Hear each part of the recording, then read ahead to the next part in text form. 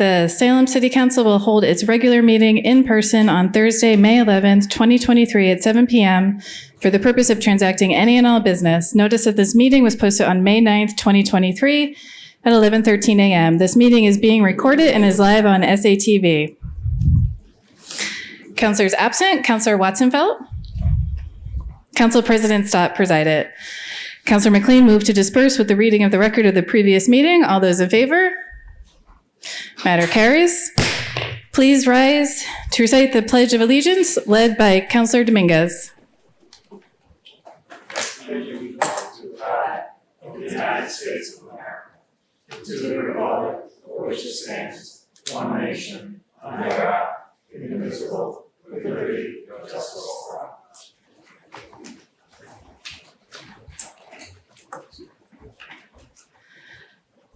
Public testimony. We have public testimony this evening. Our public testimony is not to exceed 15 minutes. It's not a public hearing or question and answer period. Sign up must occur 30 minutes prior to the meeting. You can sign up via remotely in the form posted on the agenda or via this roster in the city clerk's office no later than 6:30 p.m. on the date of the meeting. For public comment this evening, I will call off your name. It looks like everybody notes that they will, there is one attending via Zoom. We'll call off your name. You can proceed to the podium and begin your public comment. First, we have James Madison.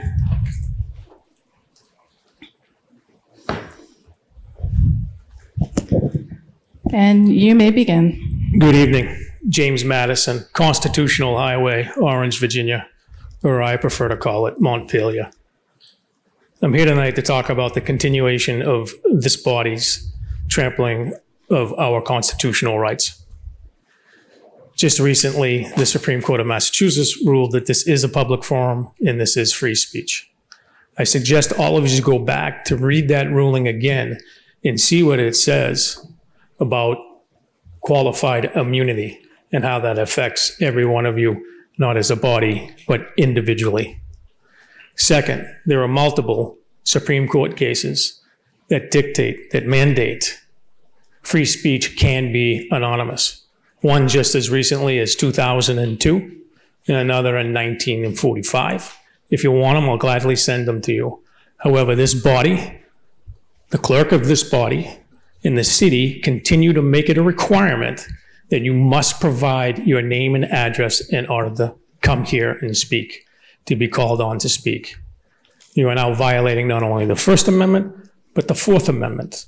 One's identity and where they live is protected under the Fourth Amendment.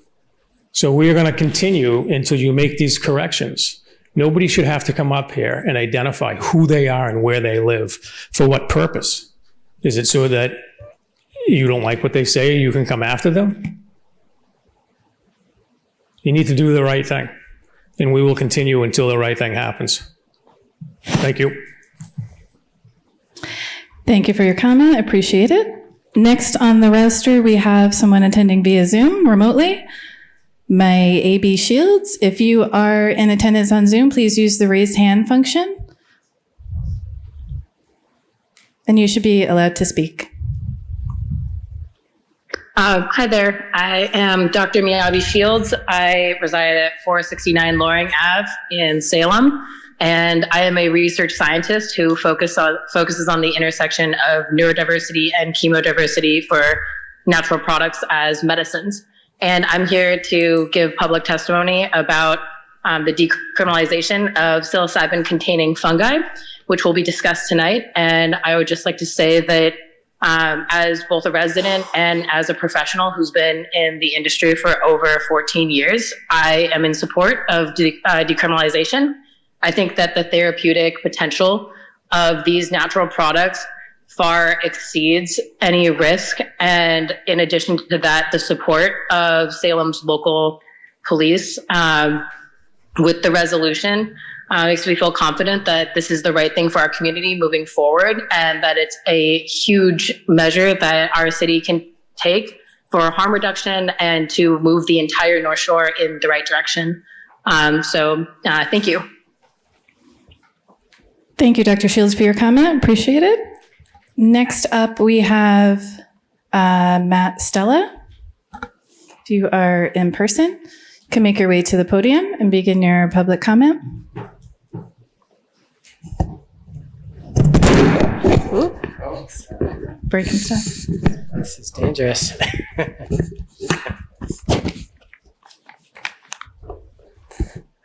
Thank you. My name is Matt Stella. I live here in Salem at 22 Oliver Street.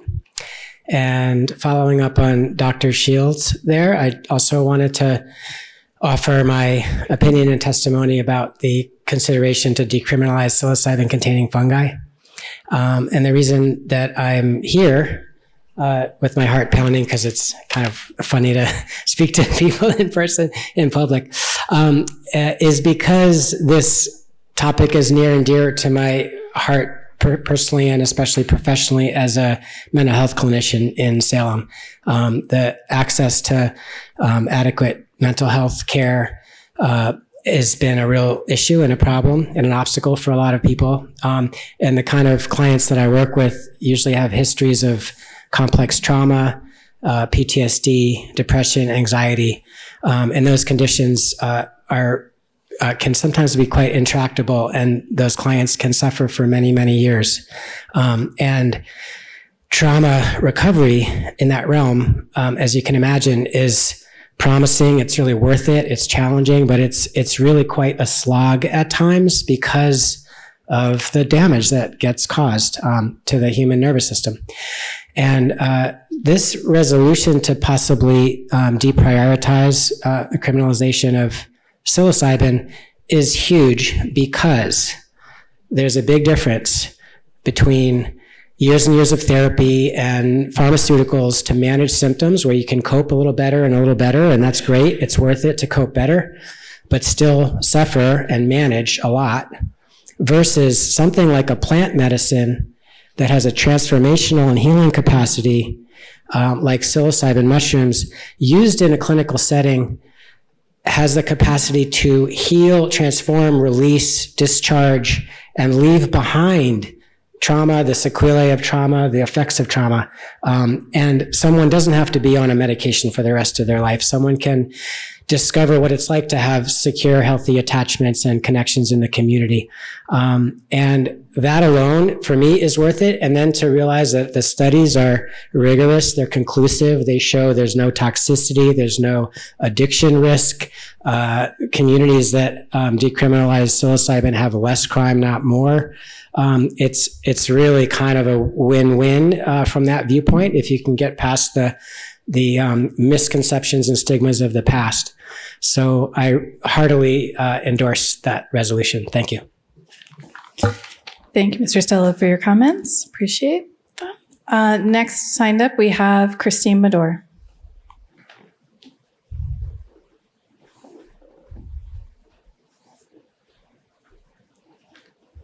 Good evening, Christine Medor, 20 Federal Street.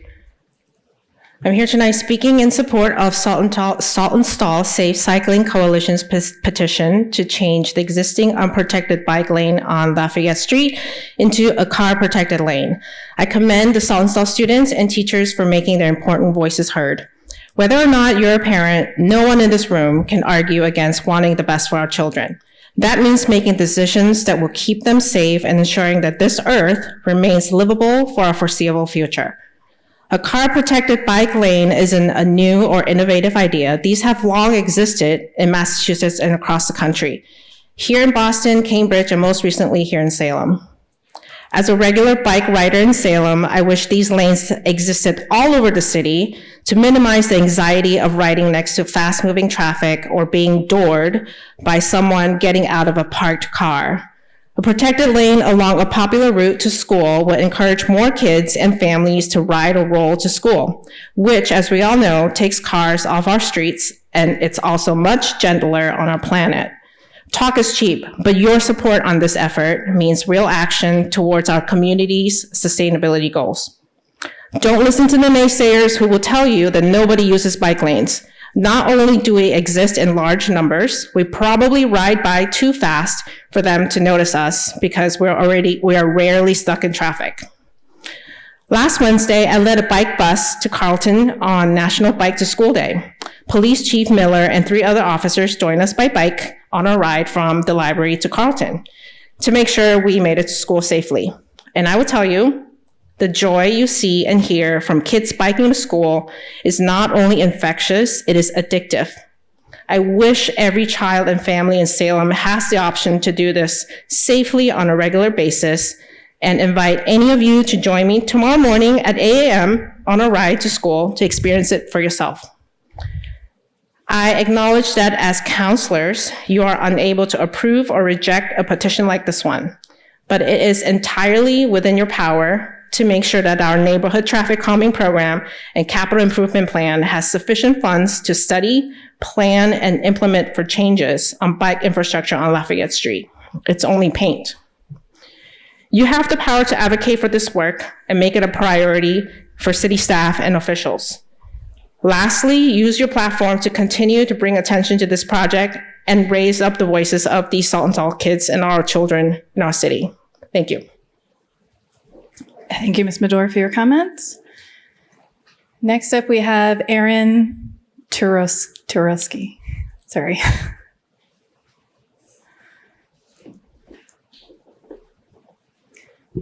Hi, my name is Erin Tarosky. I live at 63 Palmer Street, and I would like to voice my support for the Saltonstall Safe Cycling Coalition's proposal for Lafayette Street. As an avid foot commuter, runner, and occasional cyclist, I have a deep appreciation for pedestrian safety. I founded Salem's Safe Walking Advocacy Group last year to try to improve transit safety for pedestrians and all vulnerable road users. I am so encouraged by the Saltonstall students' concept and the potential it has to alleviate some of the traffic and road hazards on Lafayette Street. A lot of people don't know I am a veterinarian. I actually ran the veterinary teaching clinic at Essex Tech High School for 3 years, and I tried on my own to bicycle 3 times over my 3 years there, and each time my experience was harrowing. Sharing a road that only had a sharrow to protect bicyclists, very wide, very fast road, poor markings, and it was a very dangerous experience. And I honestly felt safer running the 7 miles on the sidewalk and then back home than riding my bicycle. And I did that a few times too.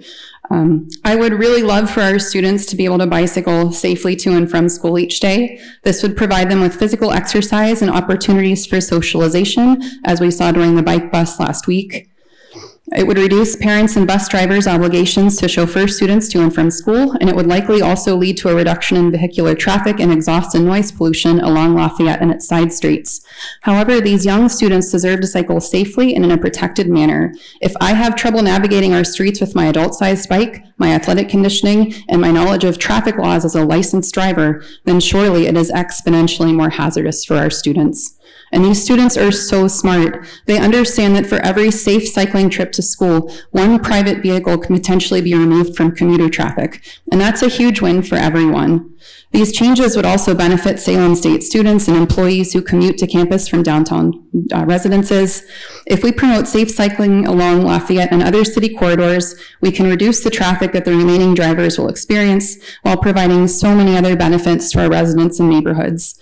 Our reliance on private vehicle transport is expensive, polluting, and not scalable. Cycling is affordable, carbon neutral, and very sustainable. We owe it to these students to listen to their suggestions and act on them if at all possible. These students get it. Let's let them show the rest of the city how well their ideas can work. Thank you for your attention and for your support of sharing the roads with everyone who has a right to use them. Thank you, Ms. Tarosky, for your comment. That is it for those that signed up for public comment this evening. Thank you all for coming this evening and providing your comment. Definitely appreciate it. And we will move on in the agenda.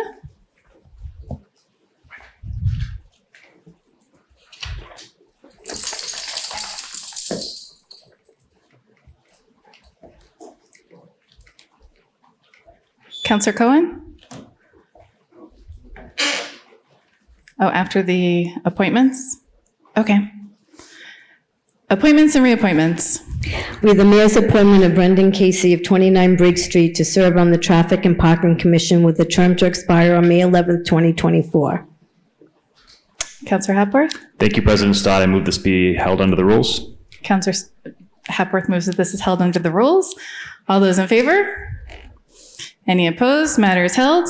Further appointments and reappointments. We have the mayor's appointment of William Jacob of 51 Memorial Drive to serve on the Conservation Commission with a term to expire March 24th, 2025. Councillor Presnowski? Thank you. I vote that this be held under the rules.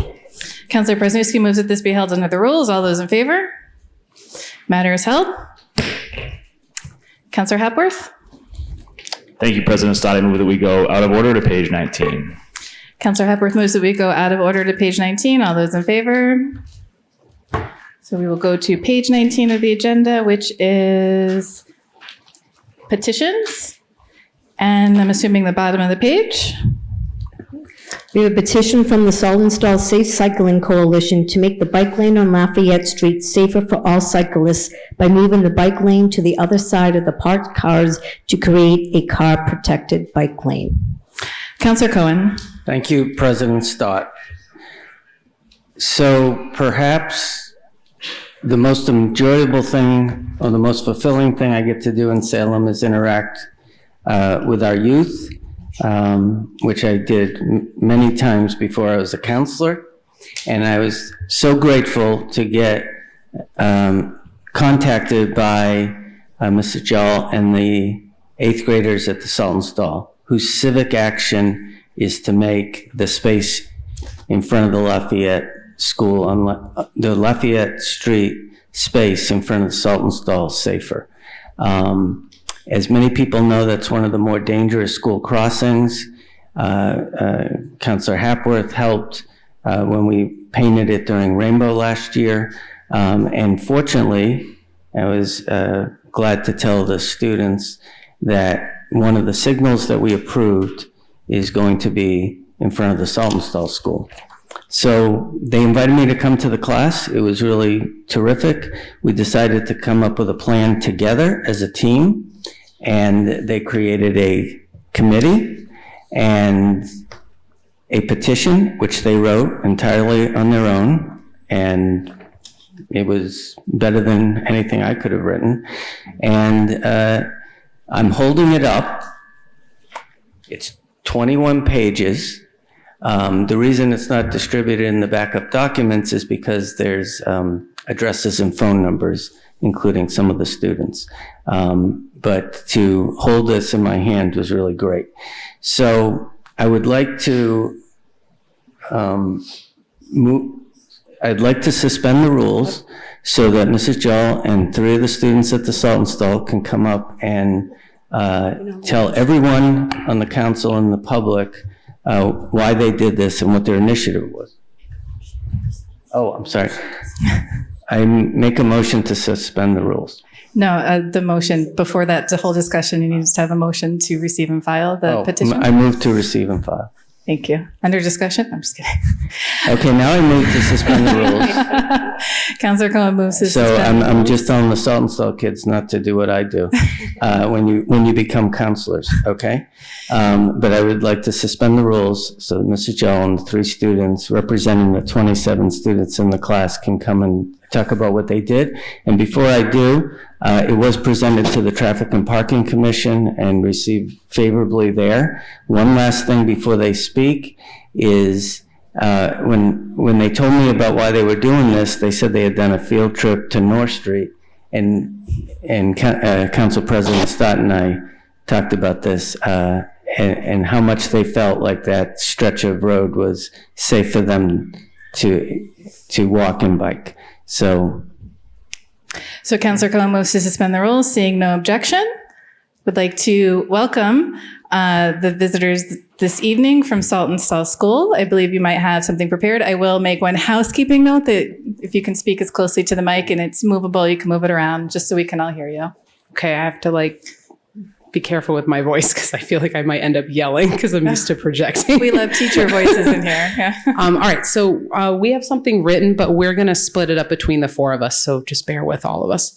All right, so good evening, City Council members. I first want to thank Jeff Cohen for providing us with the opportunity to speak as the Salton Stall Safe Cycling Coalition.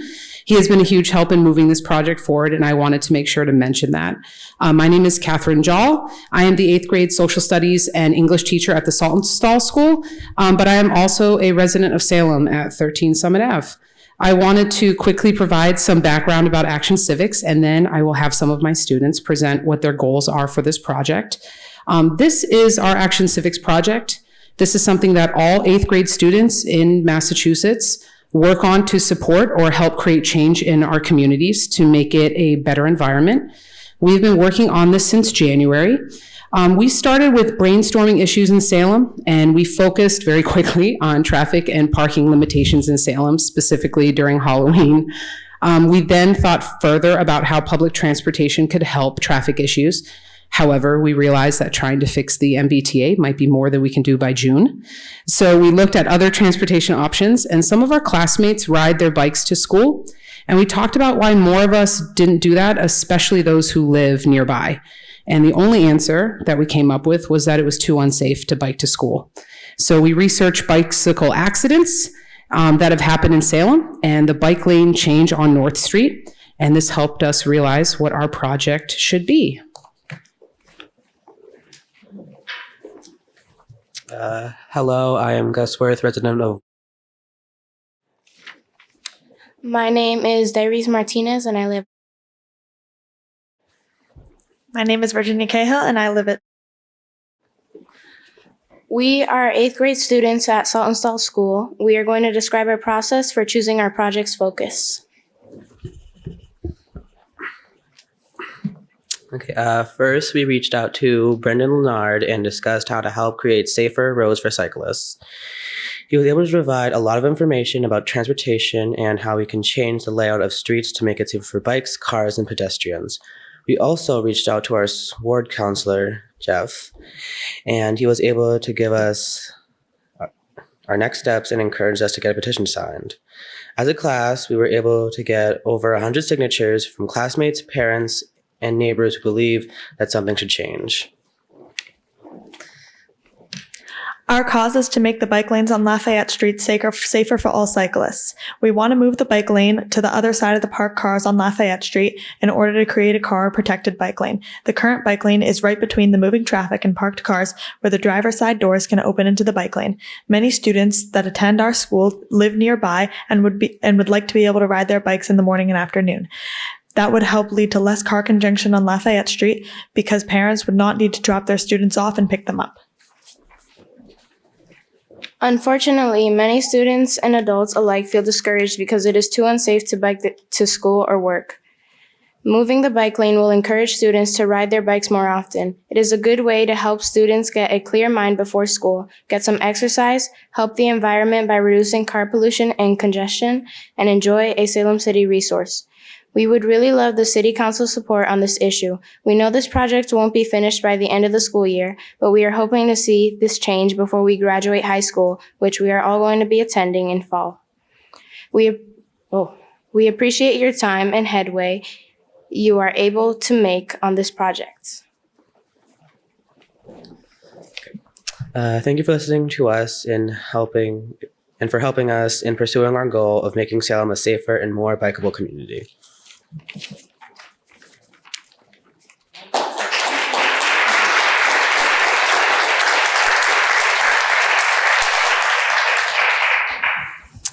That was awesome. Thank you. Under discussion with the counselors. Any comments? Counselor Hapworth. Thank you, President Stott, and thank you, Counselor Cohen, for working with the Saltonstall students to bring this forward, and thank you to the Saltonstall students for bringing this here. As a Saltonstall dad myself, and as a one-car family, we frequently have to either walk or ride our bikes to Saltonstall, and it's not that far from our house. But just this week, I was in Maine for the beginning of the week, and my wife had to lead a bike convoy with my kids to school. And it's not an easy path. There's times when they were probably on the sidewalks, and there's times when they're in the bike lane, just because they want to feel safe as they're getting there. And we recognize it as a problem. And when we talk about making our streets safe for pedestrians, it's often our kids that we're trying to get places safely. A lot of us who live downtown, we don't trust our streets. We don't trust our kids to get there and get home safely. And I think things like this make a difference, and just appreciate all of your efforts here. Counselor Dominguez, Thank you, President Stott. I also wanted to echo some of the comments that the good councilor at large just made. I just wanted to let you know that I'm supporting this for the record big time. I think this is a great idea. Thank you, Councilor Cohen, and thank you to the teacher for bringing together the students, and thank you for the students for doing what they're doing. I think that's the best. I think that we own you as a citizens when you preoccupy and do the hard work to make sure that our streets are safe. However, I need to ask you a couple of questions just before the final. Like I say, I'm supporting this 100%, but I just want to make sure that we are clear on what, when they say they're going to move to the other side, are we going to have in Lafayette something similar to what we have in North Street? It is exactly the same idea or different type of idea? Yes, please. Thank you. Yeah, of course. Yeah, we're talking about a car protected bike lane. So it would be the same as on North Street. So we would be moving the bike lane to the other side of where the parked cars are. So when a car would park, parallel park on the street, that the parked car is the thing that is between the bike lane that is then next to the curb and the moving traffic. So just like North Street. Okay, follow-up question if I may. So this project have the whole complete support of the neighborhood? Everybody's on board on that, or we make, there was a public hearings where everybody input got together, because I think that one of the issues that we have when it comes to traffic, we listen only one side of the question, and we need to make sure that everybody is on board. And as a city councilor at large, I'm protecting everyone, and I hear everybody. I think that with the experience that we have on North Street, we still have people talking about it. There's a lot of people that are not in favor, a lot of people that are in favor. So we need to make sure that we have the consensus of the people, and also make sure that is a idea or project that's going to work for everyone. Lafayette Street is a very heavy traffic, congested avenue, just like North Street. We need to make sure that we intelligently have the answer for that situation. I'm in favor. I want to see protected, especially the new generation where we make it for them. But on the other hand, we want to make sure that also the residents and the traffic people that transit to Lafayette Street also be safe. Thank you. So I'll take that one, Councillor.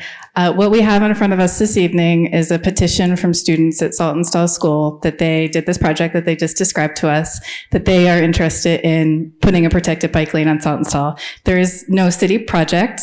I hope we might perhaps as councillors support a city project once it comes forward in front of us, and that additional information that you just talked about, like public meetings, design. There's no design in front of us or anything. What's in front of us this evening is a petition that 60 or 90 students signed that they are in support of protected bike lanes. So all that other stuff that you talked about is not in front of us this evening, just the petition from the students. Thank you. Clear. Any further comments from the council? Councillor Merkel? Thank you, President Stott. I just want to echo what some of what was said here. A big thank you to these students. First of all, for prioritizing your safety and the safety of the other students, the work you put into this, examining other areas of the city that have made it safer. There are statistics on North Street that there are less crashes now, not only pedestrian but with the cars. And I just want to thank you all for coming in here and what you've done here and brought to the council. I appreciate it. Thank you. Councillor Varela? Thank you, President Stott, and thank you for bringing this forward. As I do have kids as well, we've always tried to figure out a way how they can get to school on another alternative mode of transportation, whether it be a bicycle or an e-scooter. But unfortunately, as we all know, it's just too dangerous for anyone to be cycling on Lafayette, on Loring Avenue. And I'm looking forward to the day where my child can actually bike to school and I don't have to worry about him getting in an accident. So thank you for bringing this forward. Councillor Hepworth?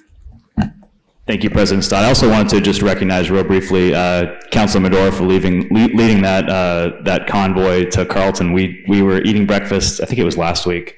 My kids and I were eating breakfast and we saw a convoy going by, and I assumed it was Councilor Medora getting a police escort to Carlton. But it's a pretty cool thing, and we would love to participate in that at some point as well.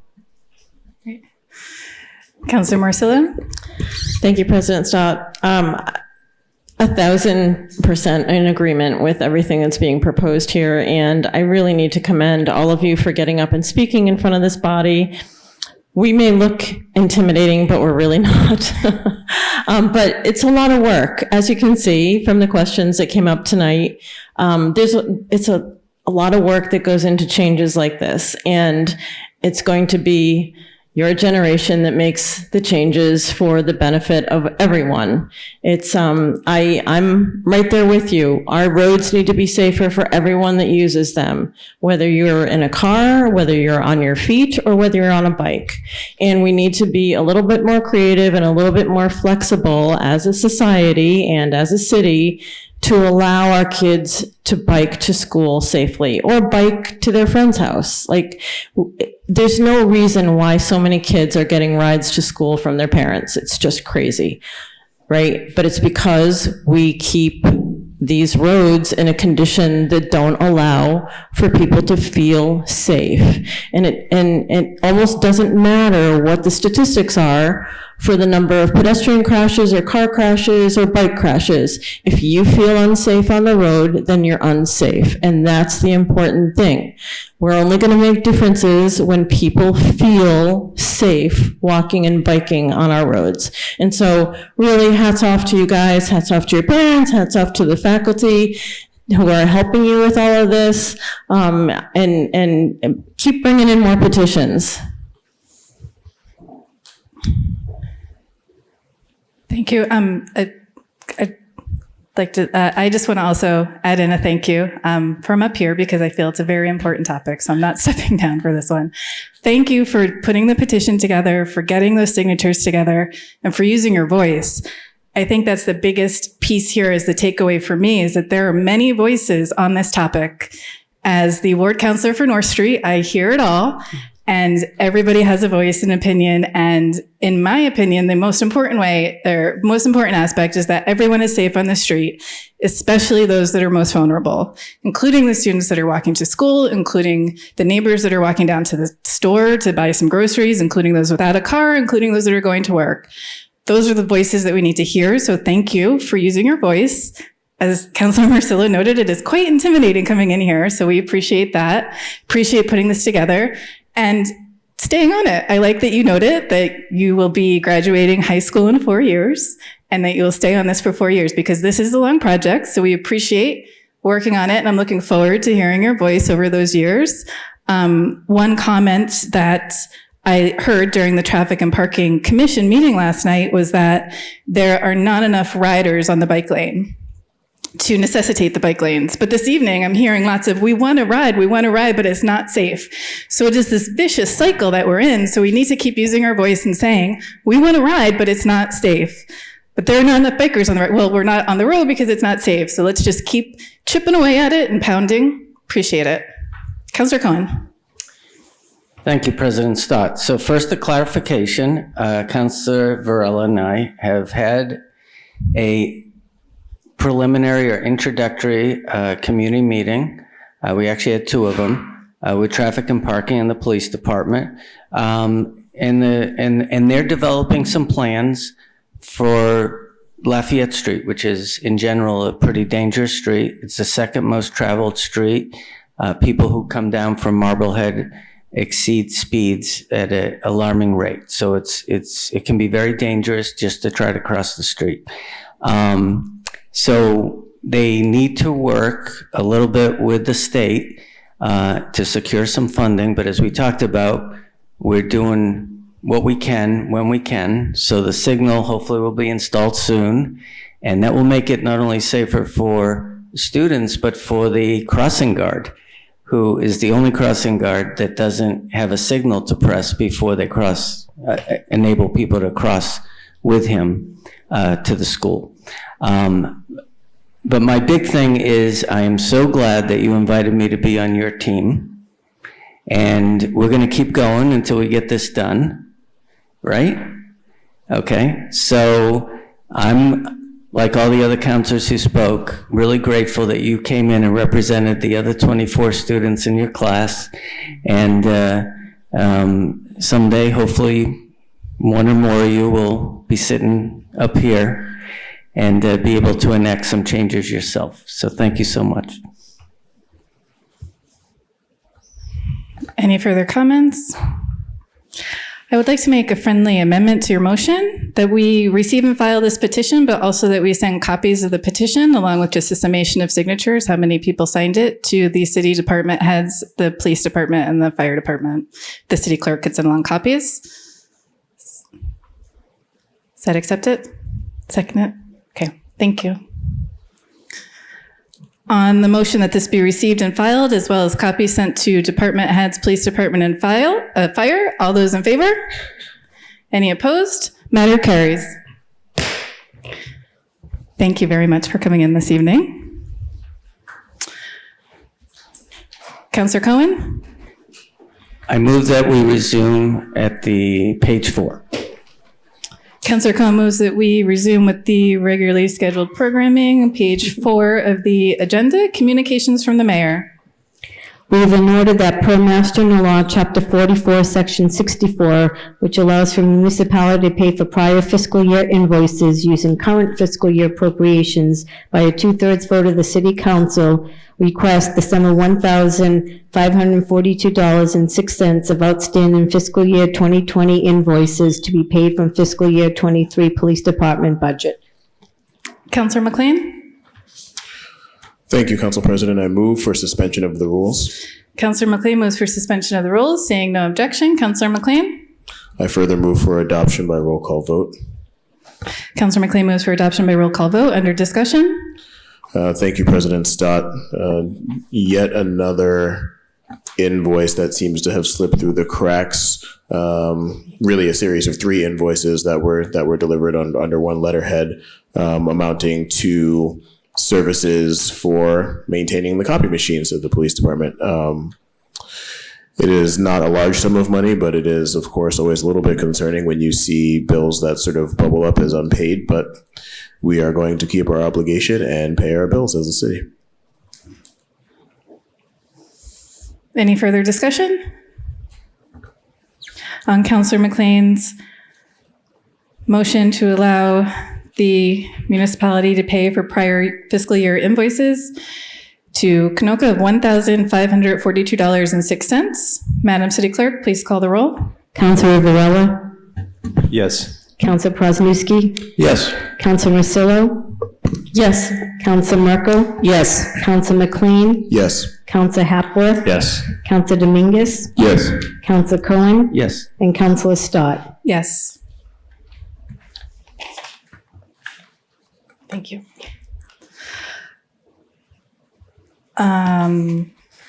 Sorry, it says on the motion for $1,542.06 to pay for the outstanding fiscal year 2020 invoice.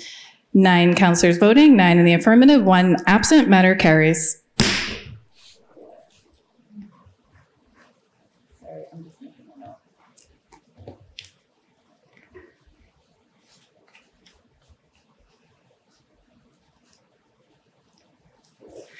Further communications from the mayor. We have in order to accept the donation from LifeBridge in the amount of $25,000 to support costs associated with the Community Impact Unit and Community Rescue Dog at the Salem Police Department. These funds will be deposited in the K-9 donation account. Councillor McLean? Thank you, Council President. I move for adoption. Councillor McLean moves for adoption. Under discussion? Thank you. I think the thing I most want to say about this really tremendous donation, this is not a small sum that is being delivered in support of the CIE unit, is when you look at a donation like this that is occurring between an organization like LifeBridge, which serves many of our underprivileged and unhoused population, making that donation towards the CIU unit of the Salem Police Department. I think what you see there is evidence of a really healthy relationship. I think what you see is a level of trust between our city organization and one of our most important nonprofit organizations in terms of serving the least of those in our community. And I think it's really important that people recognize that there is a healthy relationship there. I think we often get caught up in rhetoric of national and politics in other locations, but I think what you see here is that we have a contingent of our city who is really working together and dedicated to trying to improve the situation for the residents here. And I'm really appreciative of that. Councillor Cohen?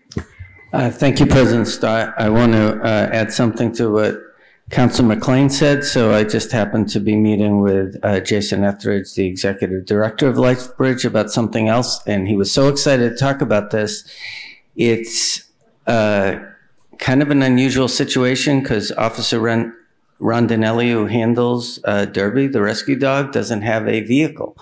And this is going to actually help the police department repurpose a vehicle so that Derby and Officer Rondinelli will be able to get places faster than they can today.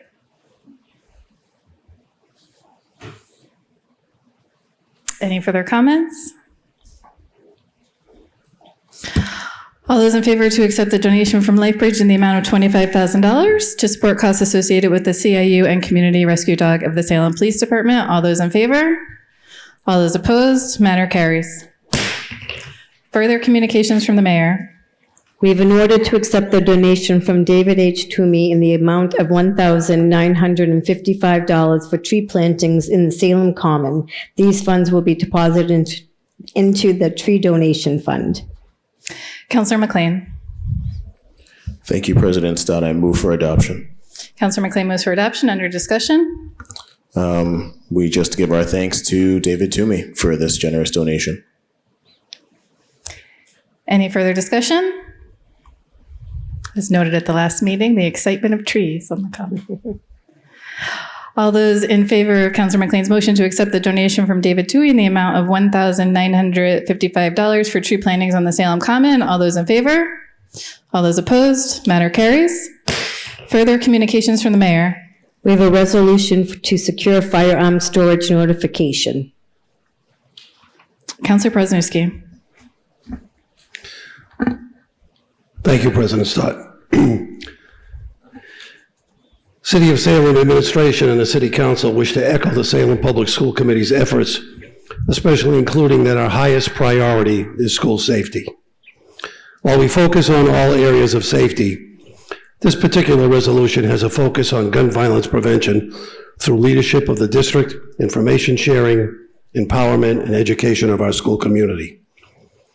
Whereas the safety and well-being of our students, teachers, and staff is a top priority of the Salem City Council, whereas in the United States, gun violence is the leading cause of death in children and teens, whereas evidence strongly suggests that secure firearm storage is an essential component of any effective strategy to keep schools and students safe, whereas an estimated 4.6 million American children live in households with at least one loaded and unlocked firearm, whereas every year roughly 350 children under the age of 18 unintentionally shoot themselves or someone else, about one intentional shooting per day, and 70% of these incidents take place in the home. Whereas 1,200 children and teens die by gun suicide each year, and over 80% of the children under the age of 18 who died by firearm suicide used a gun belonging to a family member. Whereas research shows that secure firearm storage practices are associated with up to 78% reduction in risk of self-inflicted firearms injuries and up to 85% reduction in the risk of unintentional firearm injuries among children and teens.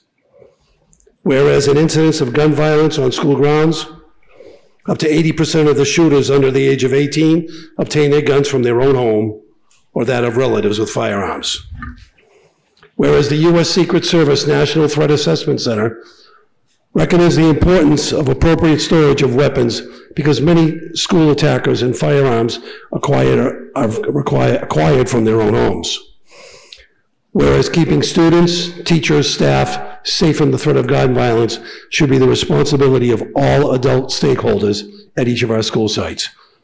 Whereas across the country, lawmakers, community members, and local leaders are working together to implement public awareness campaigns such as the Be Smart program, which is endorsed by the National PTA, and encourages secure gun storage practices and highlights the public safety risks of guns.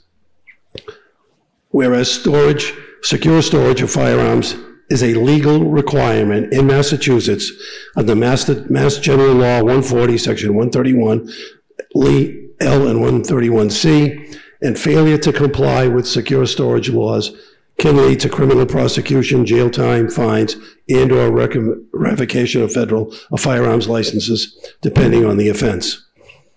Whereas the American Academy of Pediatrics recommends storing firearms unloaded and locked with ammunition locked separately to reduce the injury to children.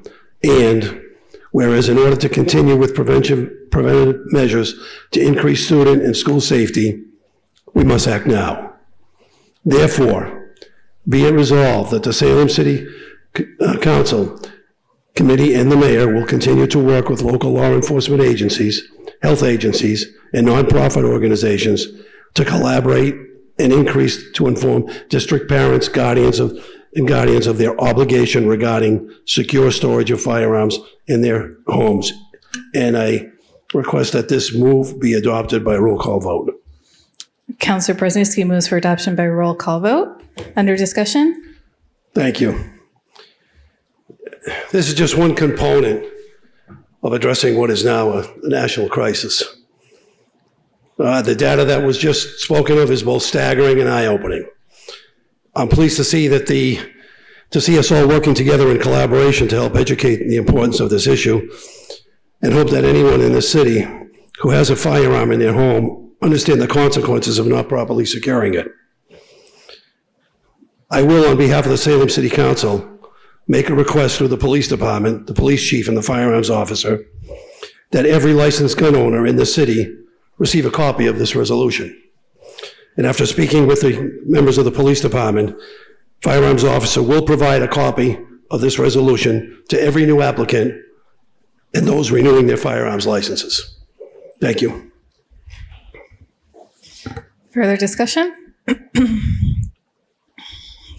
Councilor Marcillo? Thank you, President.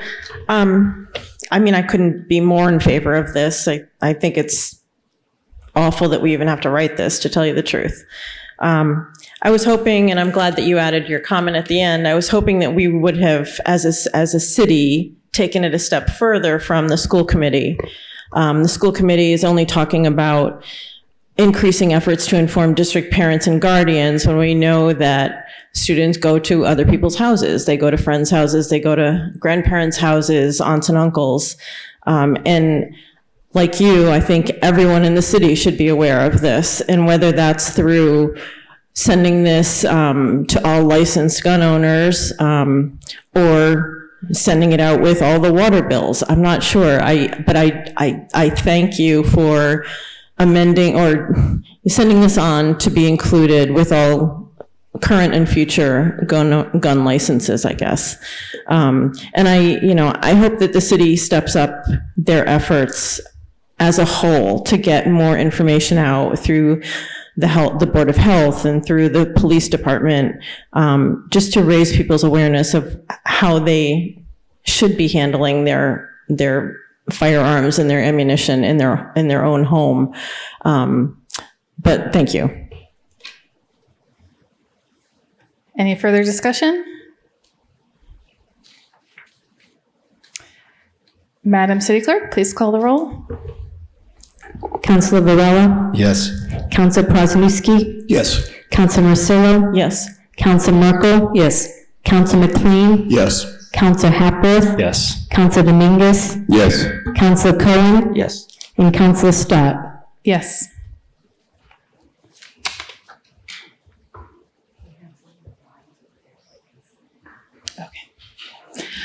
On the resolution for secure firearms storage notification, 9 members voting, 9 in the affirmative, 1 absent. Matter carries.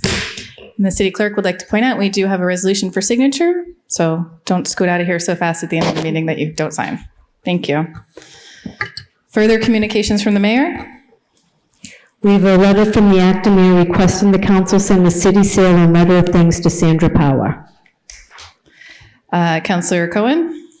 Thank you, President Stott. On behalf of the Beautification Committee and Acting Mayor Bob McCarthy, we would like to thank Sandra Power for her contributions over the past years in working to make the city of Salem beautiful. As a member of the community and a member of the Salem Beautification Committee, Sandy has worked tirelessly creating and maintaining lovely gardens that community members and visitors have enjoyed and will continue to enjoy for many years.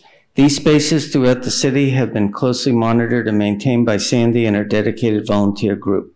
We recognize Sandy played an important role in initiatives such as the window box competition and Finding Traffic Island sponsors.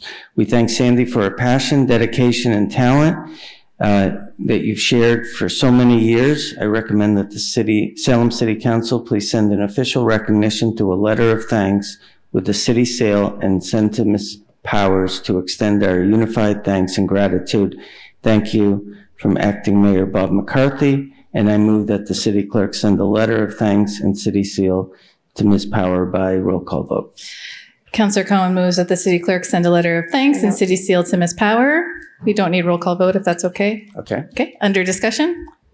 Councillor Varela? Thank you, President Stott. I'd just like to personally thank Sandy for playing such a great role in this. Honestly, after speaking to many residents, we really wouldn't have a beautification committee and its vibrancy without Ms. Power. So thank you, Sandy.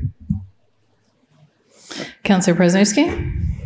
I too want to tip my hat to Sandy Power for doing this. I have known Sandy for many, many years, and she's been at this on the islands, beautifying the city with her crew, a staunch supporter of making the city look beautiful. She has dedicated many, many hours of backbreaking work on those islands. And if you see the people out there doing their work, you understand that they're putting themselves at risk being on those islands lots of times too.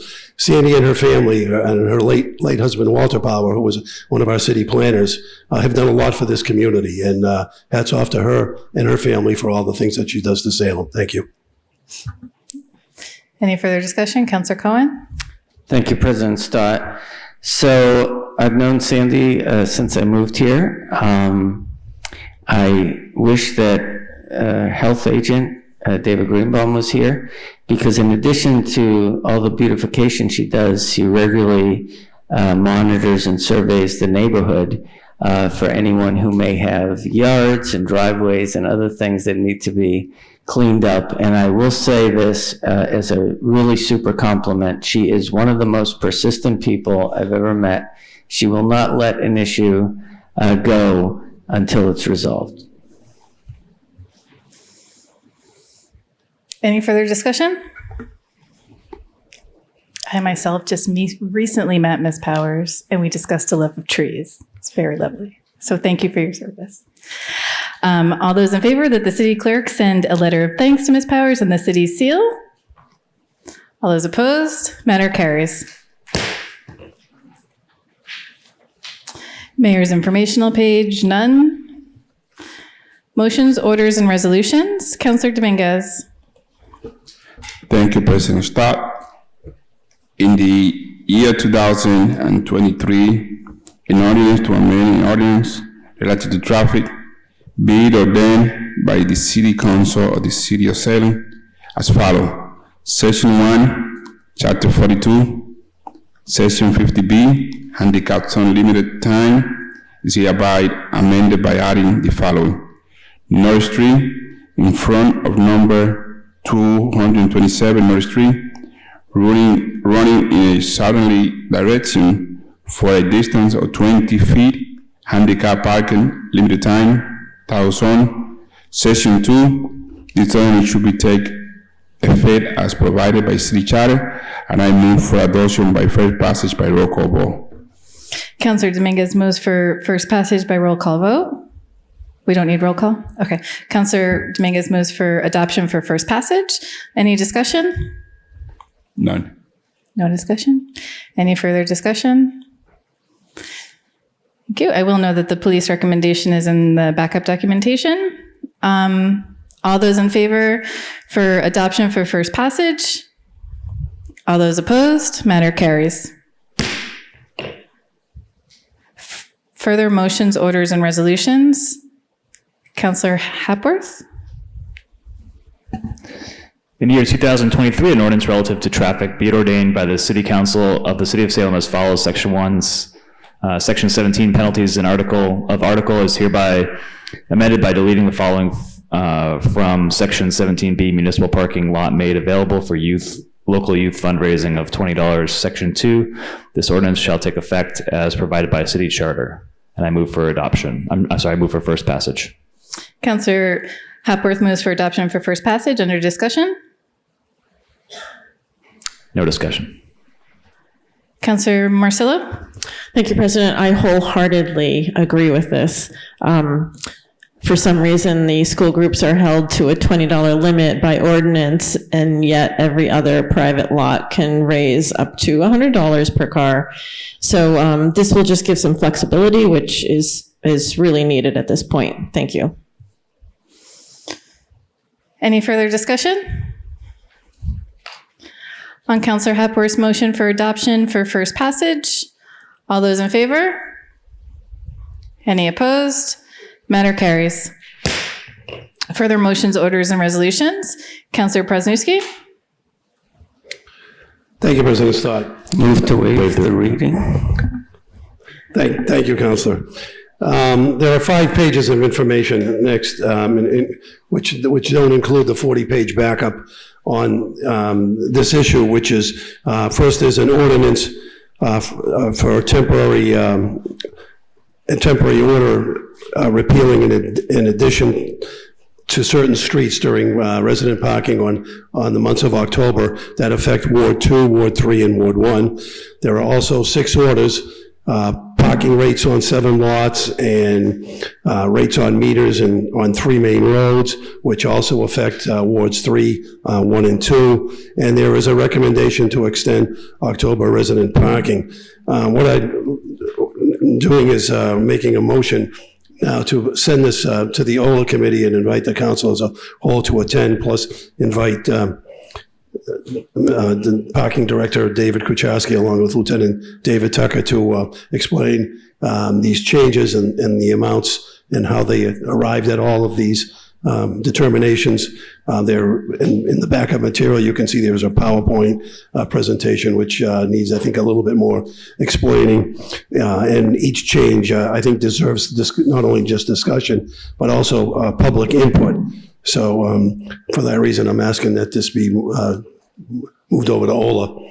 Is that your motion? So Yes. your motion is to refer this to the Committee on Ordinances, Licenses, and Legal Affairs with Correct. the Director of Traffic and Parking inviting under discussion. Counselor Dominguez. Okay. Counselor Merkel. Thank you, President Stott. Was the intention to also make that co-posted when you said to invite the Yes. other counselors? So I co-post it as committee in a whole and invite the Yeah, parking so it's director. also Yes. co-posted with committee of the Yes, whole. because Thank it you. affects the city, yes. Right. Counselor Marcillo. Thank you. Just a bookkeeping order. Do we need to do these separately? Because the one is... Yes. So we'll do the ordinance first. So just the ordinance amendments are in front of us, and then we'll get to the order next. But it seemed the topic was kind of the same. So the motion in front of us is for these ordinances amendments that we have in front of us. Councilor Presnowski moved to refer them to the Committee on Ordinances, Licenses, and Legal Affairs, co-posted with Committee of the Whole, and to invite the Traffic and Parking Director and the Police Department Traffic Lieutenant. Any further comments?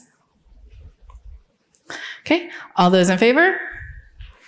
Any opposed? Matter is referred. Now we have the further motions, orders, and resolutions. Councilor Presnowski, we now have those 6 orders that are submitted under your name if you want to make a motion for those 6. I make a motion that these be referred to the Ordinances, License, and Legal Affairs co-posted with the Council of the Whole. And also invitations to Mr. Kucharski and Lieutenant Tucker. Okay, Councilor Presnowski moves that this matter be referred to the Ordinance, Licenses, and Legal Affairs Committee, co-post it with Committee of the Whole, and to invite the Traffic and Parking Department Director and the Police Department Traffic Lieutenant. Under discussion? No further discussion? All those in favor? Any opposed? Matter is referred. Councilor Presnowski, looks like we have one more. It's the recommendation, which is, it's just a recommendation, but seeing that it's related to what will be discussed in Ola, I feel that we should be discussing this recommendation also. Okay, so the traffic and parking submitted the recommendation report. Your motion is to receive and file, or did you want to send this to committee? I'd like to send it to committee, please. Send the report to committee. Councilor Presnowski moves to send the report to the Ordinances, Licenses, and Legal Affairs Committee, co-post it with Committee of the Whole. Any further discussion? No discussion. Councilor Hopworth? Thank you, President Stott. I just appreciate seeing this go to committee here. I think this is, the last few years has been a pretty consistent topic, particularly with the Food Truck Festival. Just the fact that October continues to happen a little bit earlier. The data in the backup seems to indicate that from August on, we're seeing a big spike. I'm inclined to obviously trust the recommendations made by those who know more about this than I do, but I would just like to hear more about why the recommendation for a continued data collection and what would be gained from that. Thank you. Any further discussion? On the motion to send the report to Ordinances, Licenses, and Legal Affairs, co-post it with the Committee of the Whole. All those in favor? Any opposed? Matter carries. Any further orders, late files? No. Moving on, committee reports. Councilor McLean. Thank you, Council President. City of Salem, May 11th, 2023. Offering the following report for the Committee on Administration and Finance, co-posted with the Committee of the Whole, to whom was referred the matter of reviewing the compensation of the school committee.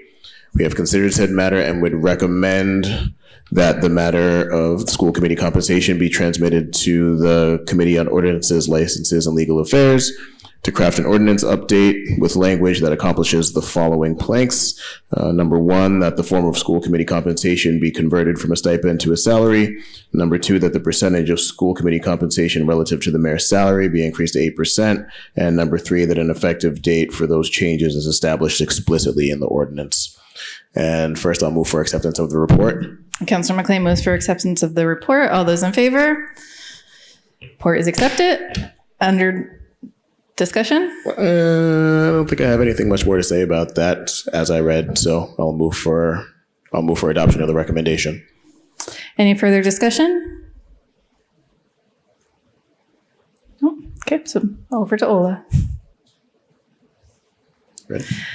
All those in favor of adoption of the recommendation? Any opposed? Matter carries. Further committee reports? Councilor Marcillo. Thank you, President.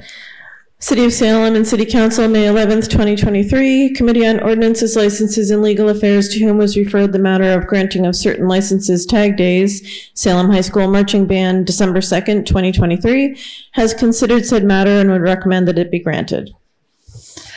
On acceptance of the report, all those in favor?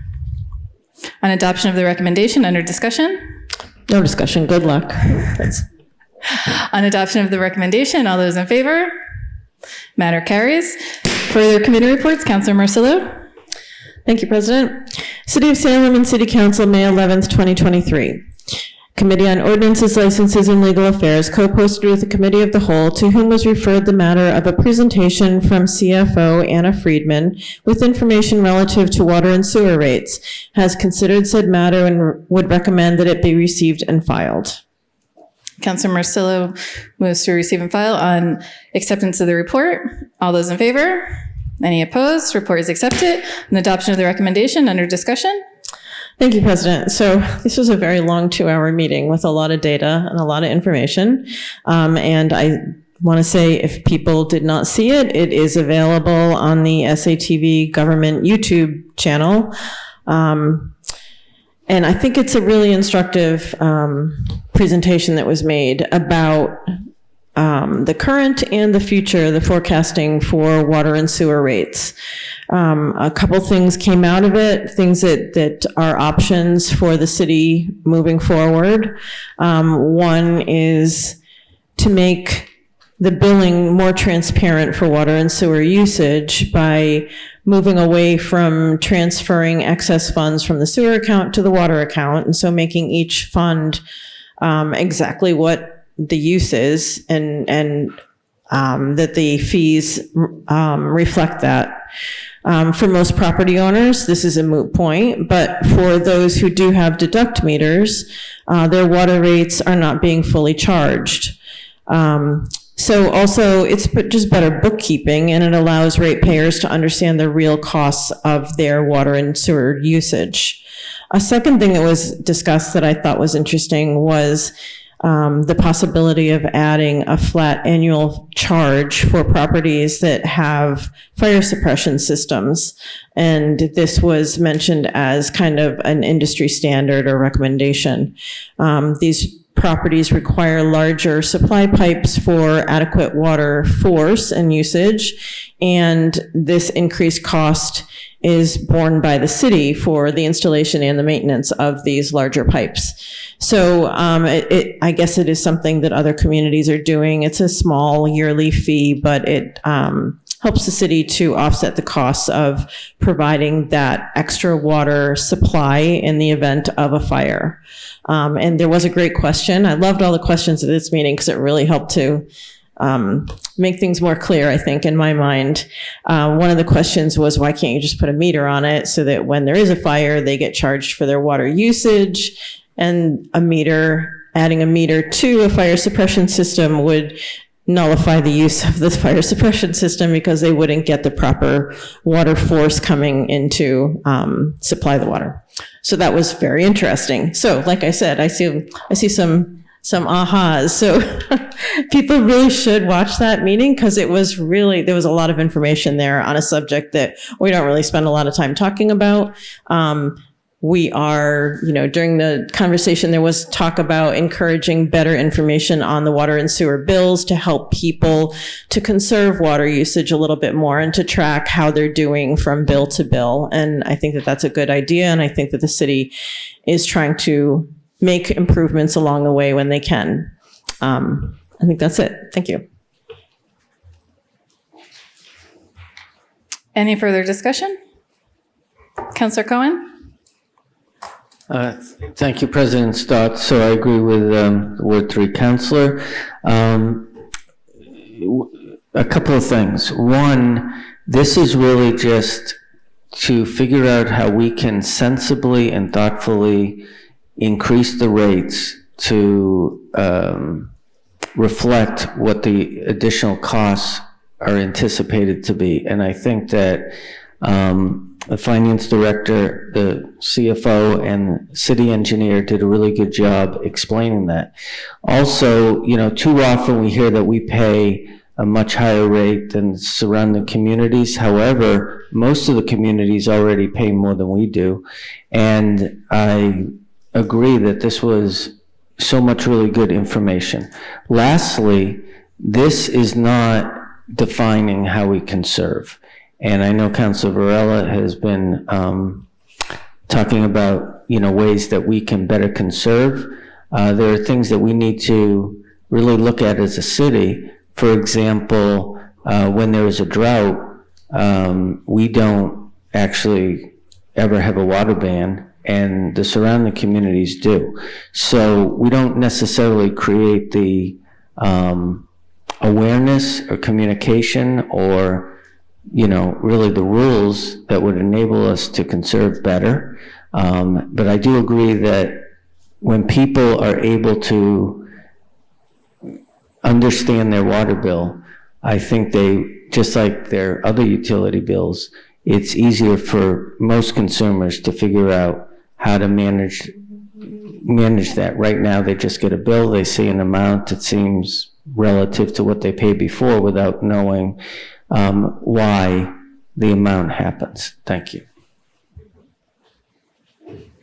Councilor Varela? Thank you, President Stott. So yes, it was a productive meeting. However, the one thing that we still need to bring up is residents that want to engage in either gray water systems or conserving water. There's no mechanism for incentivizing anyone from doing something alternatively. And I'm really kind of disappointed that that hasn't been brought in the fold when it comes to our engineering department. We need to discuss and incentivize gray water systems. It's something that might be a barrier to our engineering department. However, it's something we really need to look at. So going forward, this is also part of the conversation. Thank you. Any further discussion? Councilor Marcillo? Thank you, President. I can't let this go without another plug for the state to pass our home rule petition that was sent in January to get a more fair, it's not called a pilot by that state law, but payment from our member communities in the SESD to get a fairer assessment of that land. It's been $500,000 payment from member communities for 30 years now. And there's never been an escalation in it. And it's now turned into a political football because it's a state law. And it's really unfair to Salem ratepayers that we are not being fairly compensated for the use of our coastal property when no other community was going to step up and use their coastal property to house the sewage treatment plant. So I can't let it go without, again, calling people's attention to the fact that the state needs to act on that home rule petition to get a fairer compensation for Salem ratepayers. Any further discussion? On the adoption of the recommendation that the matter be received and filed, all those in favor? Any opposed? Matter carries. Further committee reports. Councilor Varela. Thank you, President Stott. City of Salem and City Council, May 11th, 2023, Committee on Public Health, Safety, and Environment, to whom was referred the matter of discussing a draft ordinance to create a composting ordinance, has considered said matter and would recommend the matter remain in committee. And I make a motion to accept the report. Councilor Varela moves that the matter remain in committee on acceptance of the report. All those in favor? Any opposed? Report is accepted. On adoption of the recommendation, Councilor Varela. Thank you, President Stott. So it was a very productive meeting, but I think this is such a long conversation. We need many more.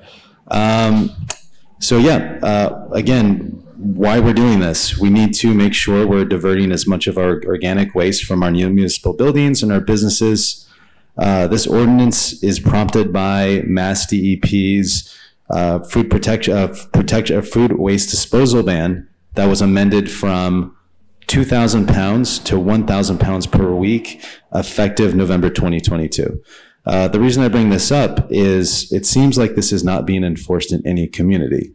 As we know, I'm not going to harp on it, that the combination of solid waste and food creates more methane, bad for environment. And as a community, specifically Salem, we need to address this issue. We were able to speak with 2 food service establishment operators, Spitfire Tacos and All Souls Lounge. One of these entities has implemented a composting program, and the other one is interested in complying. Not only does a composting program divert food waste, it also can show a cost savings because solid waste fees continue to increase at an alarming rate. I have personally spoken to around 20 establishments, from big operators that have multi-accounts to small operators, and they all seem amenable. Some of the concerns are space, frequency of pickup, and obviously pest management. Our intent is to have another meeting with hopefully more than one compost hauler to see how we can move to make this work for our businesses in Salem. I think it's important that if we're mandating this by ordinance, that we need to figure out a way to collectively make sure that there is savings for all of our restaurants that are required to implement this. So again, looking forward to continuing this conversation. and getting everyone on board with this. Thank you. And with that staying committee, thank you. Any further discussion on the adoption of the recommendation that the matter remain in committee? All those in favor? Any opposed? Matter carries. Further committee reports? Councilor Varela. Thank you, President Stott. City of Salem and City Council, May 11, 2023. Committee on Public Health, Safety, Environment, co-posted with Committee of a Whole, to whom referred the matter to the meeting with Mr. James Davis from the Bay Staters for Natural Medicine to discuss legalizing certain plant medicines. Has considered said matter and would recommend that it be referred to the council for a positive recommendation. And I move for acceptance of the report. Sorry, that would be referred to the... Oh, I'm sorry. That a resolution be referred to council for a positive recommendation. For passage, okay, thank you. On acceptance of the report, all those in favor? Report is accepted. On adoption of the recommendation, under discussion, Councilor Varela. Thank you, President Stott. So again, this was our second meeting discussing with the Bay Staters. We had in attendance Dr. Miyabi Shields, Chief Lucas Miller, Mr. Brendan O'Connor of Cambridge Biotherapies, and many therapists who are looking to advocate for this. Just so everyone's aware about this resolution, this is only about psilocybin-containing fungi. This resolution was drafted within conjunction of Chief Miller and Dr. Shields. Chief is not here this evening, but I can assure you that Chief Miller in every way is behind this resolution. We owe it to our residents to provide a safe, reasonable, and practical way to access plant medicines. To deprioritize psilocybin fungi is the next step to make sure our healthcare professionals have another tool in the toolbox. As studies have shown concerning harm reduction, psilocybin-containing fungi can make a very big impact. Not only that, it's actually economically viable for residents that cannot afford prescription medication. If I may read the resolution, President? I was just going to ask you. Thank you.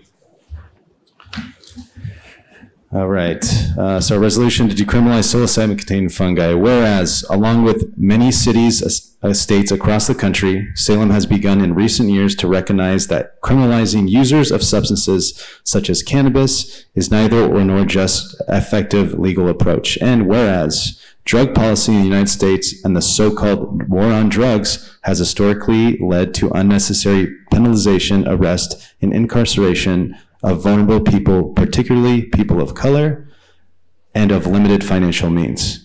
Instead of prioritizing harm reduction policies that treat drug abuse as an issue of public health, and whereas psilocybin-containing fungi have been used for centuries by people in different cultures to address conditions of substance abuse, addiction, post-traumatic stress disorder, PTSD, elements of persistent traumatic stress environment, conditions, chronic depression, and end-of-life anxiety, grief, cluster headaches, migraines, and tendencies toward recidivism, as well as to improve mental and social economic health. And whereas the pandemic has led to a wave of heroin and opioid overdose deaths, depression in the Massachusetts communities, two ailments that psilocybin-containing fungi have shown to have particular strength in treating according to peer-reviewed medical research.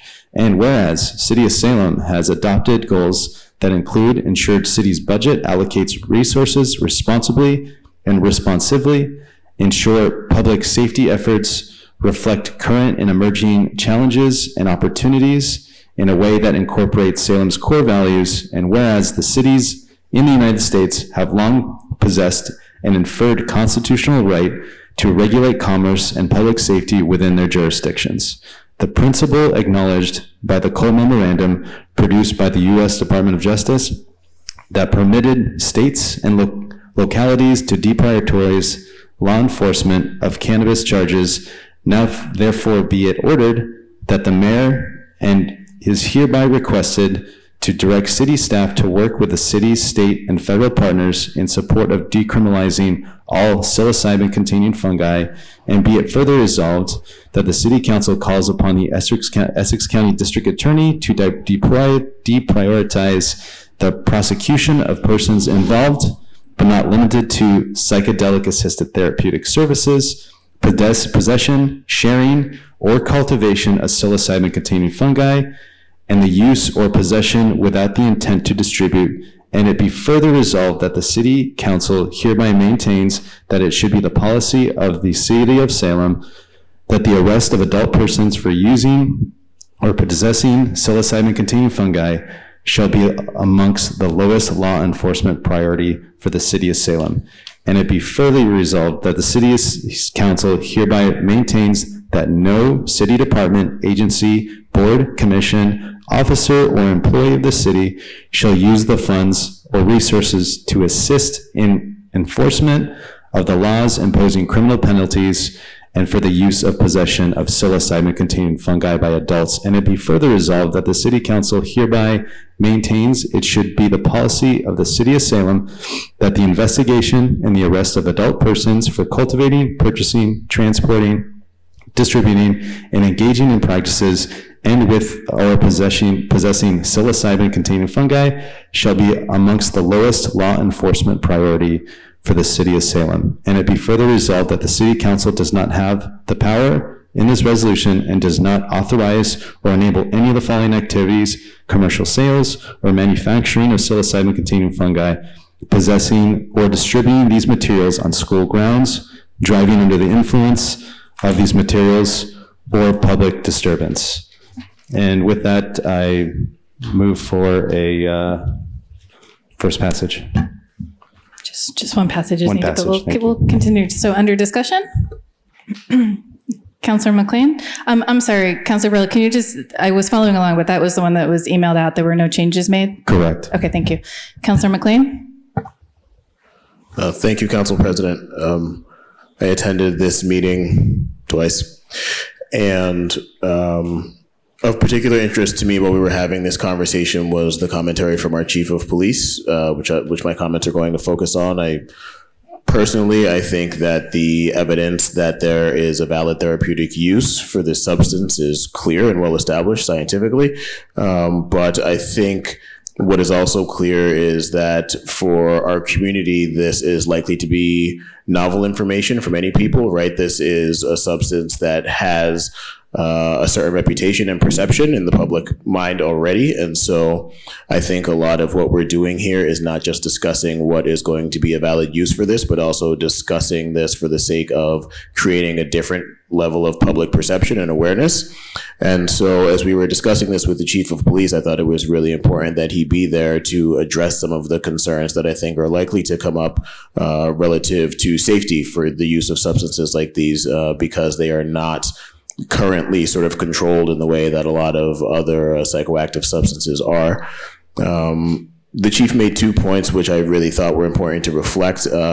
Number one, the chief made the point that not only is this already a relatively low priority and a low cause of disruption for our community as far as the Salem Police Department is concerned, but that there is actually in his eyes, a legitimate opportunity to address what is an active public health emergency in terms of opioid addiction and abuse and overdose, which does have the effect of harming and taking lives for residents in Salem. And so it was eye-opening for me to hear the chief really embrace this idea that, yes, this is a public health issue. There is an existing public health issue, rather, that we could improve by adopting a posture like this. The other thing I think that is important to bring up is I asked the chief very directly, what happens if the public engagement with the substance changes, right? This is currently not something that is sort of at high volume in our community, let's say. And so I asked him point blank, what happens if people do begin to engage with psilocybin? What if we do, in fact, have issues arise coming out of this? Are you going to be able to do the work that you need to do in order to maintain public safety, health, and well-being? And he was very direct that, yes, he has had an opportunity to work on this resolution with Councilor Varela, with Dr. Shields, and that he feels that it is in a good place, and that if priorities change and that there is a need for our public safety officials to change their posture relative to the substance, that he will have full license to enforce the laws he needs to and to keep the community safe. So I think that's really important to have on the table, because I expect that that's going to be a question that a lot of residents would have as we tackle this issue. Okay. Councillor Cohen? Thank you, President Stott. So, I agree. It was really educational. I have 3 quick points. One, I want to refer back to something that Councilor McLean said about a previous motion, and that is the positive collaboration that our police department has on a variety of things with nonprofits or other issues that further the public good. And I think this is a good example of how Chief Miller and the department are really focused on public safety more than almost anything else. Number 2, as a society, we spend way too much effort on addressing problems and not being open to alternative ways of preventative, whether it's medicine or healthcare. And this is a good example of that. And third, I just want to plug an event on August 31st that the Citizens Opiate Task Force that I've been on that's somewhat dormant, the Community Impact Unit, Healthy Streets, and others did up until about 5 years ago. And we're going to revitalize it. It will be August 31st. It's a Remembrance Day. We'll walk from the Common to Palmer Cove Park. And then people will talk about, challenges they've had, unfortunate passings. One of the sad things that's happened in Salem is that although we've had less overdoses, which is a positive thing, because of the cheap, the cheapness of opiates and other substances and how much more powerful they are, we're actually, the amount of deaths is increasing. So I encourage anyone in the council and in the public who's available, we'll advertise it as we get closer. We'll have t-shirts and other things, but we really need to continue to create awareness, not only for the positive things that this resolution will produce, but how we can work together as a community to help people who have substance addictions. Thank you. Any further discussion? Councillor Merkel? Thank you, President Stott. I'll be brief because basically those were the points I was going to make. But I will add that the meeting, both meetings and the recent one were really terrific and very educational, actually for me personally. As we heard in the public comments tonight, this isn't just another option for treatment. This is very promising. The experts that spoke, Dr. Shields, other interested parties, there's great potential here for, as listed in the resolution, for addiction and treating trauma. It was really very educational. And also to follow up on the importance of the input from Chief Miller, what he had said was that overdoses are what keep him up at night, and he wouldn't want to stand in the way of new therapies. And I think that is really important points that also the other councilors made. Thank you. Councillor Presnewski? Thank you, President Stott. I have to bring in my over 40 years of police experience into this discussion, because I don't want to tell any war stories, but I can't tell you how many times I've been to fatal overdoses, people who've had addiction problems over the years only to end sadly.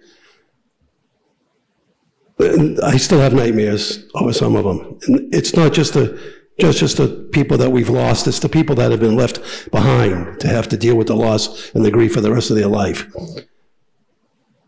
What we've been doing isn't working. I think everybody agrees that we just haven't got a handle on addiction. All the therapies, everything that we're doing just doesn't seem to be making that big of a dent. And I know that there's an awful lot being done and a lot of people doing the right things to try to help other people out of their issues. Listening to the testimonies of the professionals, the scientists, the doctors, the psychologists, the therapists, they get it. We should get it. We should stop having our head in the sand for whatever biases that we have towards this. I think Salem has always led. We've always been ahead of everybody else, and I think that we're in a position to lead and show the people that we really truly care about what's been happening out there to our less fortunate. So I support this resolution. Thank you. Councilor Varela? Thank you, President Stott. I would be remiss to mention that we're one of a few communities that have actually passed something as a resolution. But I also wanted to let everyone know that how this conversation started was coming from decrim all drugs. And after looking at the conversation, I think it's really smart of the city of Salem to focus on one thing, and that would be psilocybin-containing fungi. I think that this could be a model for other communities because the discussion of in the fold of all drugs can be somewhat contentious. And we need to start small, not only for the city of Salem, but other communities regionally, that this could be a model that we start small and we start with something that has a great impact like psilocybin. So with that, I look forward to maybe seeing some more change within our Commonwealth when it comes to common sense, when it comes to these substances. Thank you. Any further discussion? I'm going to read the title of the resolution. On the motion to adopt the recommendation, which is to roll call vote for the resolution to decriminalize Psilocybin-containing fungi. Psilocybin-containing fungi. Sorry, I have a hard time saying that. Any further discussion? Madam City Clerk, please call the roll. Council Varela? Yes. Council Prosnewski? Yes. Council Marcillo? Yes. Council Merkel? Yes. Council McLean? Yes. Council Hapworth? Yes. Council Dominguez? Yes. Council Cohen? Yes. And Council Stott? Yes.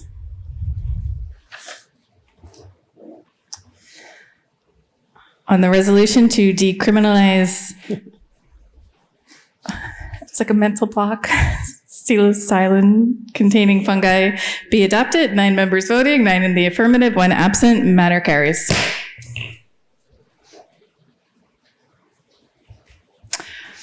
Councilor Dominguez? Further committee reports. Thanks.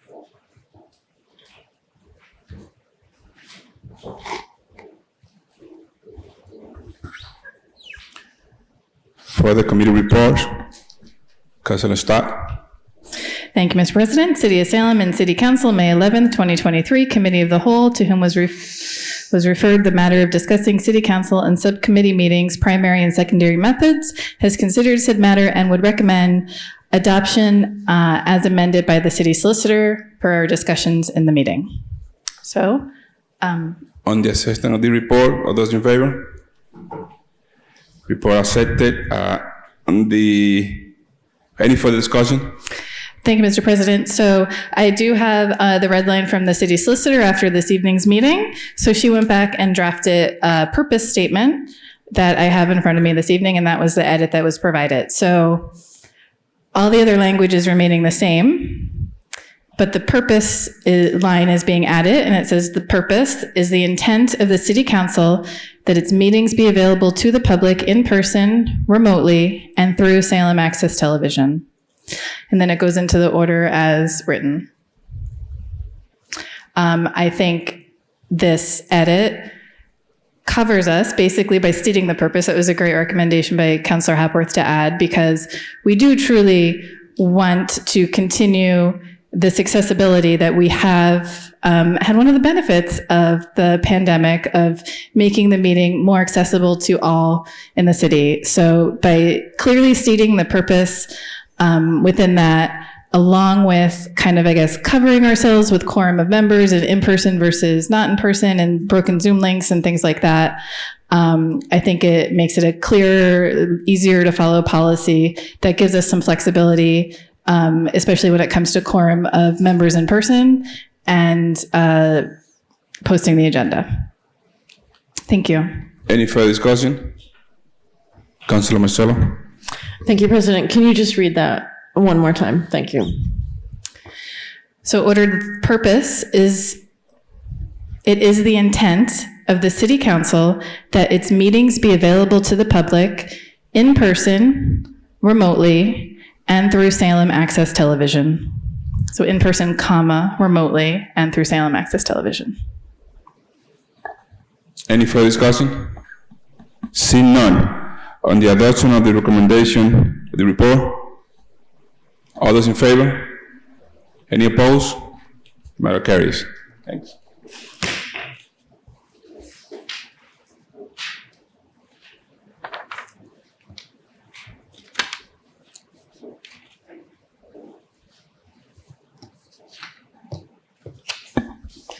Communications from the mayor. We have the city solicitor submitting 2 exemptions to Mass General Law, Chapter 268A for Linda Abney and Kristen Stevens. Councilor Go ahead. Sorry. Councilor Marcillo?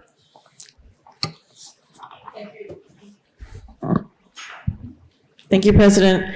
Do I need to read the order here? Okay. I move for adoption by roll call vote. Councilor Marcillo moves for adoption by roll call vote. Under discussion? Thank you, President. So in the case of the first one here, looking for name, Linda Abeen. She's a special ed teacher at the Saltonstall School, and she will be acting as an art teacher through the Parks and Rec department for the summer. The second one is Kristen Stevens. She's a 6th grade teacher at Collins Middle School, and she is going to be teaching a lacrosse course in the summer. And so because they are both, because they're currently teachers and would be getting paid through the city for another position, we need to allow them to do that. By roll call vote, correct? By roll call vote. Okay. Any further discussion? Madam City Clerk, please call the roll. Council Varela? Yes. Council Prosnewski? Yes. Council Marcillo? Yes. Council Merkel? Yes. Council McLean? Yes. Council Hapworth? Yes. Council Dominguez? Yes. Council Cohen? Yes. And Council Stott. Yes.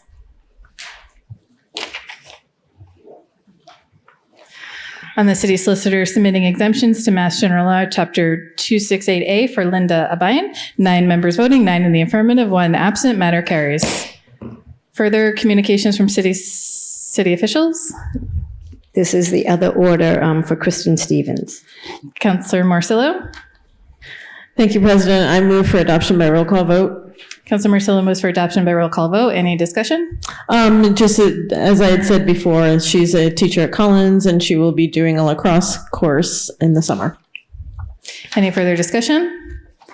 Madam City Clerk, please call the roll. Council Varela? Yes. Council Prosnewski? Yes. Council Marcillo? Yes. Council Merkel? Yes. Council McLean? Yes. Council Hapworth? Yes. Council Dominguez? Yes. Council Cohen? Yes. And Council Stott. Yes. And the city solicitor submitting exemptions to Mass General Law, Chapter 268A for Kristen Stevens. 9 members voting, 9 in the affirmative, 1 absent. Matter carries. Further communications from city officials? With the following letter submitted by Tom Daniel, city planner, requesting a meeting with the committee of the whole relative to a flood ordinance. Councilor Marcillo? Thank you, President. I move for adoption by roll. We don't need a roll call vote. No, just move for adoption. Councilor Marcillo moves for adoption. Under discussion?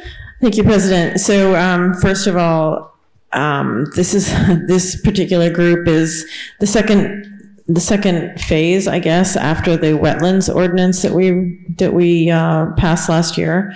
This is focused on the flood hazard overlay district, and I'm on this working group, and we've been working for many months right now. It's a little trickier. We're trying to coordinate it with some state laws that are being updated, state building laws that kind of overlap this area. So we're trying to make sure that whatever we write is in in sync with what's going to come out with the state laws. So this is a request for Tom Devine probably to come and do a presentation to let us know kind of where the group stands right now, what we're thinking of for changes to the ordinance and additions, and to kind of get people up to speed before the new ordinance is introduced, probably in the fall. There was a public meeting recently where they went through what we're working on and took some public comment. So it's being run the same way as the wetlands ordinance work was done, with public meetings and trying to keep people educated on the process, because it is tricky. And so this is going to be a meeting in front of the committee of the whole. They're asking for this to be done in May. I'm 1,000% sure that's not going to happen, but I don't think it's going to mess up the timetable at all. I think we can do this in June after the budget hearings are done, and we'll be fine. Thank you. Any further discussion? All those in favor of adoption? Any opposed? Matter carries. Petitions. We have a petition from National Grid to install a conduit on Jefferson Ave. Hearing ordered for May 25th, 2023. Further petitions? We have a petition from National Grid and Verizon to install one jointly owned pole on Jefferson Ave. Hearing ordered May 25th, 2023. Further petitions? We have a request from residents of Beach Street and Bayview Ave to hold a block party on June 3rd, 2023 from 2 p.m. to 9 p.m. Councilor Presnowski? We ask that this be granted. Councilor Presnowski moves that this be granted. Under discussion? Well, we know that the people of the Willows can throw a hell of a party. Yeah. And they usually do it responsibly, usually. So I don't see any reason to deny them, and hope they have a good time. Thank you. Block party season is back. Any further discussion? On the motion that this be granted, all those in favor? Any opposed? Matter carries. Further petitions? We have a petition from Berman Properties LLC to keep storing flammables of 4,000 gallons of LP gas in 4 above-ground storage tanks at 373 Highland Avenue. Councilor Marcillo? Thank you, President. I move that the hearing be ordered for May 25th, 2023. Councilor Marcillo moves that the hearing be ordered for May 25th, 2023. Any discussion?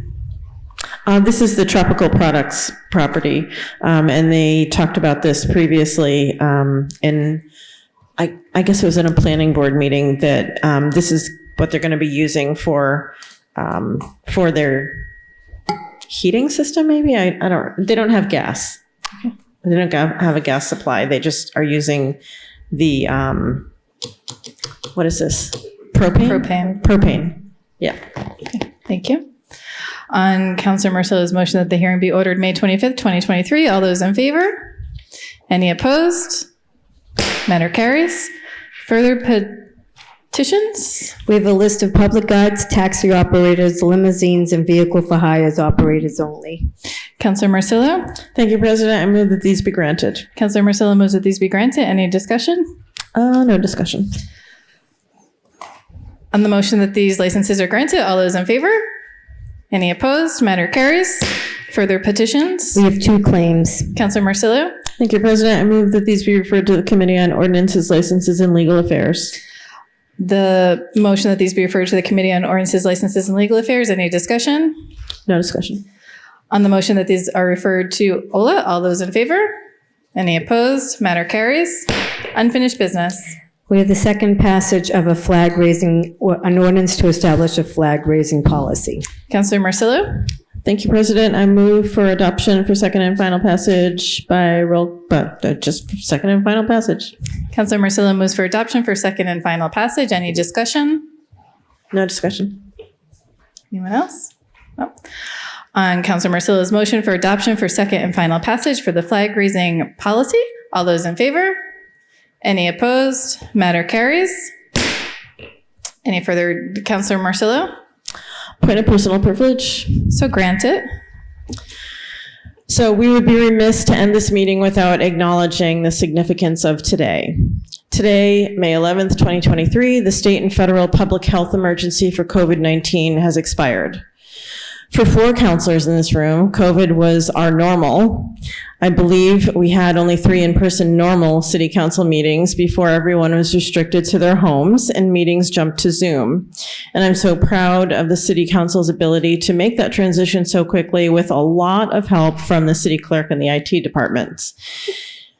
I was looking through my notes from March and April of 2020, and I had to stop because of all the memories that came flooding back. For instance, on March 10th, I was in a Board of Health meeting, and there were a handful of positive cases in the state on that date. On March 17th, Massachusetts schools were closed for 3 weeks. And then everything started rolling faster with stay-at-home and shelter-in-place orders. For most of us, the previous shelter-in-place order was for the Boston Marathon bombing. So this was a little rattling. COVID brought out the best and the worst of us as a nation. Here in Salem, the focus turned to our older residents to check in on them and let them know that they aren't alone. Many volunteers signed up to make calls, to deliver groceries to seniors, to make masks and deliver hand sanitizer. We worked as a community, caring for each other and helping where we could. A community of residents and businesses. The pandemic made us all more aware of food insecurity and shined a light on the great work done by the Salem Food Pantry. The pantry has grown during the pandemic and now has a brick and mortar storefront for their pantry. The pandemic helped to expose the underhoused families, those who were doubling and tripling up in apartments due to a lack of affordability regionally. And the city ramped up efforts with tenant protections, rental assistance, and housing stability services. If you're a fan of data, and really who isn't, the mayor's office provided bar charts and pie charts and scatter graphs and line graphs and a nice compact grid with a summary of changes from week to week. I was hooked on this data and included it in all of my weekly newsletters. Salem led the way in COVID testing sites, in school testing, and wastewater surveillance, and regional clinics for vaccines for first responders. We learned to value our local artists whose murals and pop-up art helped to get us through the darker days, drawing us out on walks to see the new fabulous pieces. And we supported our local restaurants and gained a few pounds with increased takeout orders and support for outdoor seating. It's crazy that a pandemic taught us to appreciate so many things that are common elsewhere, but I don't think we want to go back to the before times.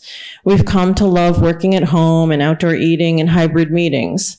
We've embraced technology and are still working hard on digital equity issues for students, seniors, and really every resident. COVID-19 has certainly not disappeared, and new strains will continue to evolve.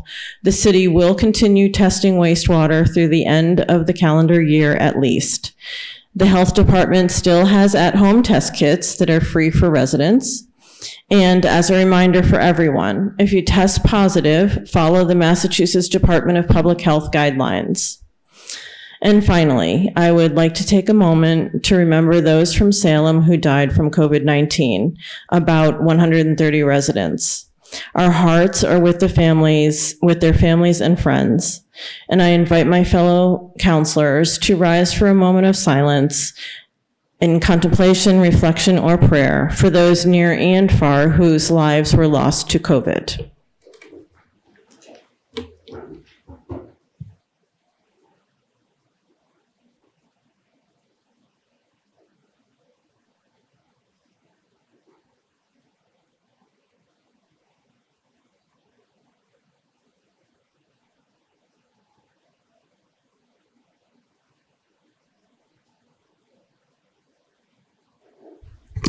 Thank you.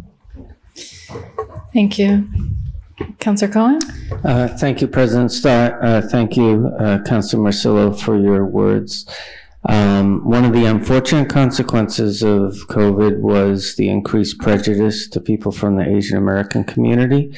Former Council President Madore spoke about this at a council meeting.